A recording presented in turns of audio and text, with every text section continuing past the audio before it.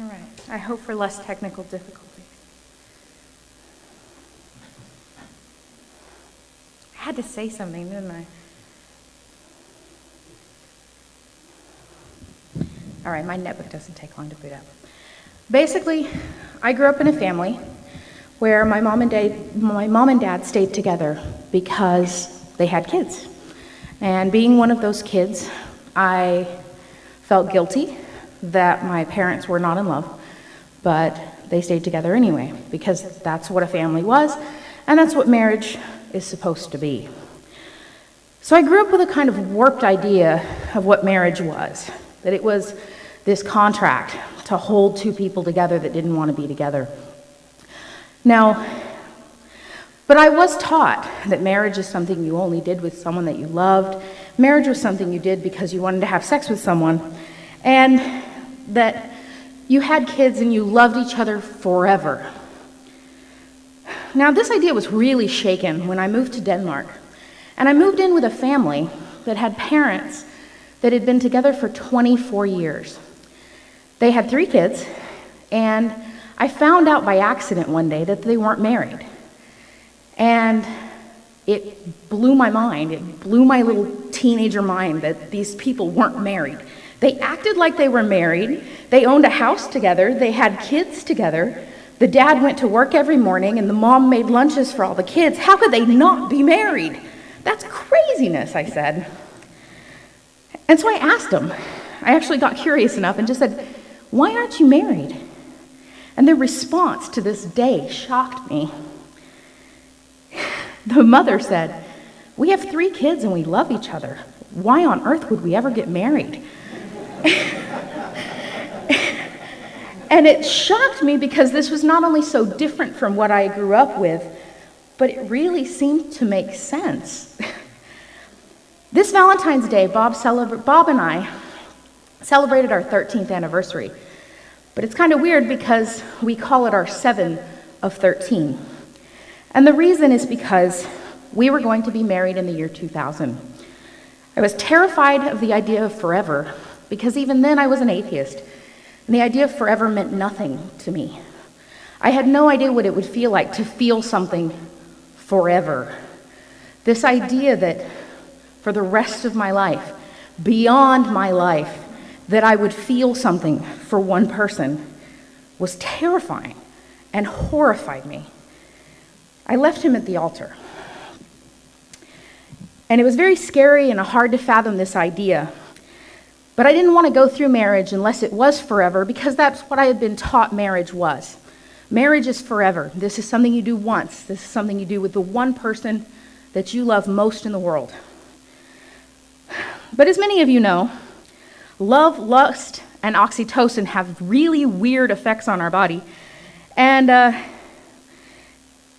take their toll on our rationality. And I eloped to marry another man a mere year later. And I stayed married for 5 years, which is about 3 years longer than I should have. I found myself in the same trap that my parents had placed themselves in. And I was staying together because I was married. I was staying together with this man because I had made a commitment. I had signed a piece of paper. I had a contract with my name on it saying that I would be with this person forever. I had made a commitment and I had made a promise, and it was important to me. But the idea that I couldn't go back on my word was a major one. It was a devastating realization when I found out that I had really reached the point that I could no longer stay in the situation I was in. I got the best Valentine's Day present ever last week, in that my ex finally signed the divorce papers and sent them to me, and they arrived on Valentine's Day. So it was a hard process to go through, because it was basically saying, I didn't mean it. I go back on my word, and it's a contract that I didn't follow through on. In a variety of bizarre and almost comedic circumstances, Bob and I found each other again and got back into touch. We realized, looking back, that we had been teenagers and we had been stupid, but that we did love each other and that we all probably always had. Now, we started dating again, And much to my surprise, as well as everyone else's, we agreed that we had both been ridiculous and young, and we had said things that we had at the time believed were unforgivable. But we were teenagers. We learned that love means being able to communicate and being able to admit when you're an idiot. Marriage doesn't mean love. Love doesn't mean marriage. I don't require a piece of paper to make a commitment to my partner, and nobody should. I don't have anything against people who do get married. My friends Catherine and Mark stood in front of you guys a year ago today, more or less, and got married. And I'm happy for them. It's just not something that should ever be mandated or regulated by the government. There should not be incentives for people to get married.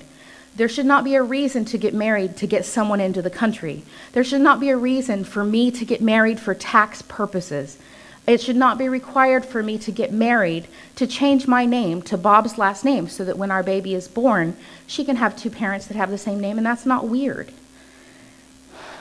The government shouldn't have any say in who I can and cannot make a commitment to. And because of that, I have chosen with Bob to not get married. We have a problem because Bob is an insulin-dependent diabetic. This means that he spends hundreds of dollars a month on insulin medication. He takes 2 types of insulin because he has no pancreas. The only reason that I have thought of that I should marry Bob is it's the only way my insurance company will cover him and his medical expenses. This is horrifying to me that I would consider marriage now for a reason so banal, a reason that isn't about my commitment at all, but because about what the government does and does not legislate why and how we can have a relationship with another person.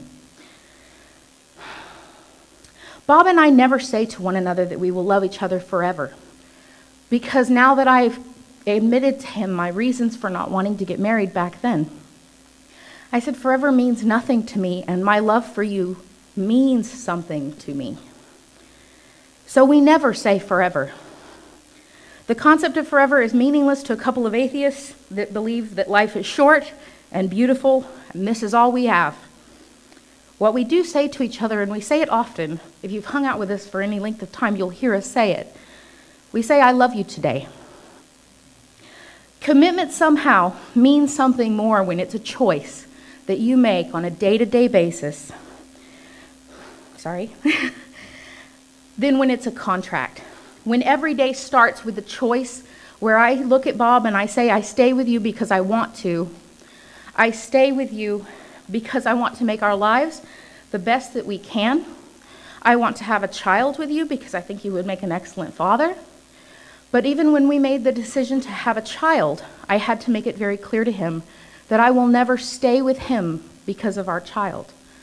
That I will never put the burden on my child to say that I forced my parents to stay together when they were miserable. So, while Bob will always be a part of my life, I love him today, and I might love him tomorrow, but we'll find out when I wake up, okay?